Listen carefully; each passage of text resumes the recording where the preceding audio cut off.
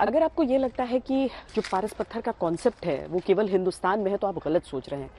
अंग्रेजी में इसे कहा जाता है फिलोसोफर्स स्टोन और विज्ञान की एक पूरी धारा है जो इस बाबत शोध में लगी हुई है लगातार।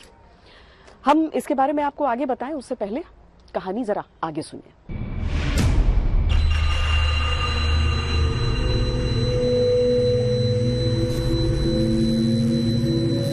रायसेन के राजा राजसेन हुआ करते थे और उनके पास एक पारस पत्थर हुआ करता था। वो पारस पत्थर की एक विशेषता थी कि जब भी किसी भी धातु में छुलाते थे तो वो लोहे से सोना बन जाता था। और उस पारस पत्थर के लिए कई युद्ध हुए।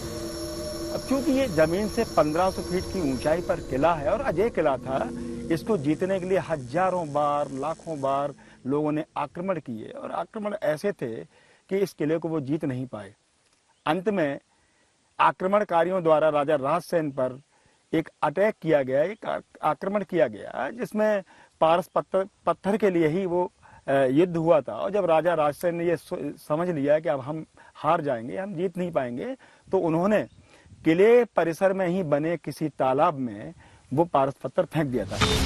संवाददाता पंकज शर्मा मध्य प्रदेश में भोपाल के नजदीक रायसेन के किले पहुंचे, ये जानने के लिए कि पारस पत्थर की मान्यता का इतना मजबूत सिरा यहाँ से क्यों जुड़ता है।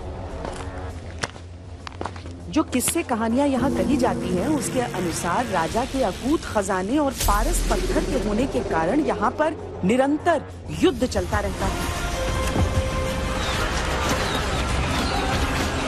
राजा हर युद्ध में बहादुरी से लड़ते थे।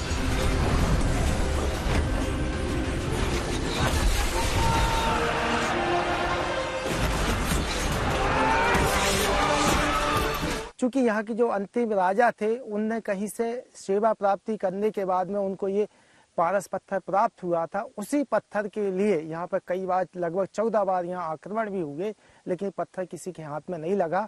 और अंतिम समय जब ऐसा आया कि राजा पे आक्रमण हुआ तो उस समय उस पत्थर को इसी तालाब में फेंक दिया, लेकिन तालाब इतना अधिक गहरा होने के कारण वो किसी को नहीं मिला।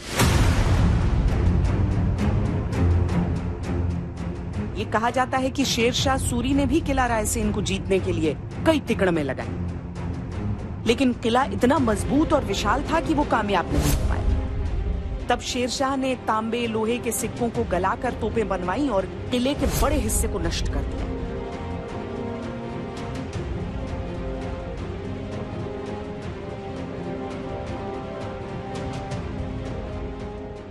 किसकी है तोपे हैं? किसकी है तोपे? राजा साहब की। सब राजा इसमें तांबा भी है, सोना भी है, पीतल भी है, हर चीज का मिला के 7 धातु की है। ये 7 धातु की है? 7 धातु की है। वैसे एक अद्भुत बात इन तोपों को लेकर यह भी प्रचलित है कि तोपों की लंबाई हर बार नापने पर घटती बढ़ती रहती है।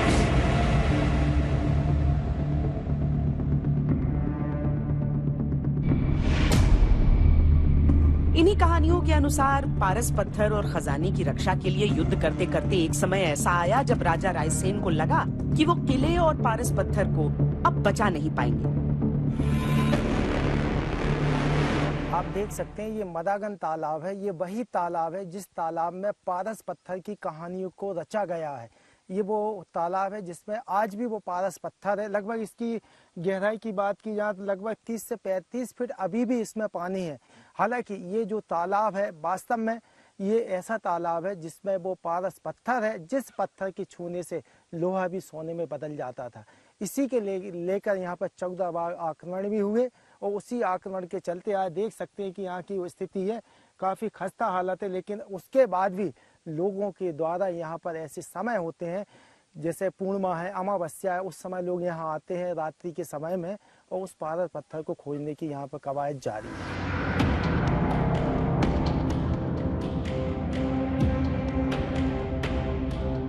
किले के छोर पर बना मदागन तालाब विशालकाय है।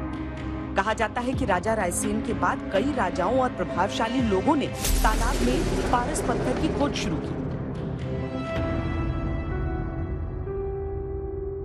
ये तालाब जितना आपको दिख रहा है उतना ही लगभग नीचे भी 15 फीट गहरा है। मतलब ये टोटल कितना गहरा होगा? टोटल लगभग 30 फीट इसकी गहराई होनी चाहिए, जो आकलन लगाया है, और इसका पानी कभी सूखता नहीं है। अब चूंकि किंवदंतियां हैं, पहले बताया गया कि पारस पत्थर इसमें है, ये तो हम भी नहीं जानते, लेकिन जो इतिहास बता रहा है कि पारस पत्थर इसमें है, और उसकी एक खासियत है कि वो आज तक किसी को मिला नहीं। इस खोज का एक सिरा वर्तमान सदी से भी जुड़ता है और इसके साथ ही जुड़ती है एक मान्यता।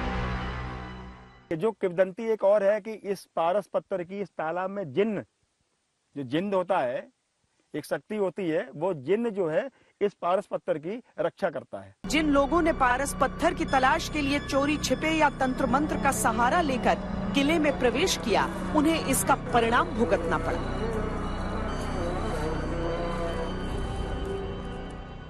पारस पत्थर को खोदने के लिए कोई भी व्यक्ति यहाँ आता है तो देखा गया है कि वो अपना मानसिक संतुलन खो देता है, पागल हो जाता है, बीमार हो जाता है, और कई लोगों की मृत्यु हुई। ऐसा बताया जाता है कि एक जिन है जो कि इसकी रक्षा करता है, पत्थर की।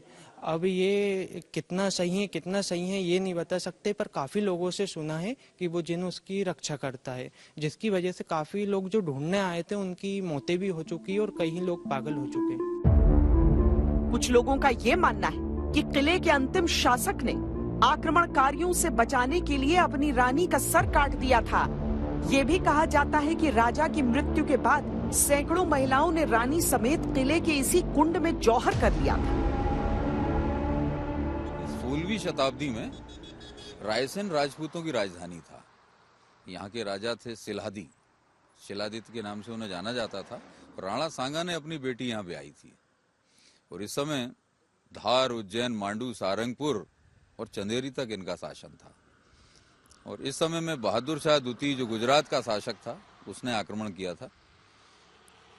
और उस समय उसके धोखे वाले आक्रमण की वजह से यहाँ की रानी दुर्गावती, जो राणा सांगा की बेटी थी, उसने 600 राजपूतों के साथ जौहर किया था। अगली पीढ़ी जो थी उसमें राजा पूरनमल थे, उनकी पत्नी रत्नावली ग्वालियर के राजा विक्रमादित्य की बेटी थी। शेरशाह सूरी के आक्रमण के समय उनका जौहर हुआ है। तो राजस्थान जैसे 2 बड़े जौहर यहाँ भी हुए हैं। किले के कई हिस्से लगातार आक्रमण के कारण टूट गए, लेकिन यह कहा जाता है कि पारस पत्थर की तलाश में लोगों ने किले की दीवारों को खोद खोद कर इतना कमजोर कर दिया कि किला खंडहर में बदलता चला गया।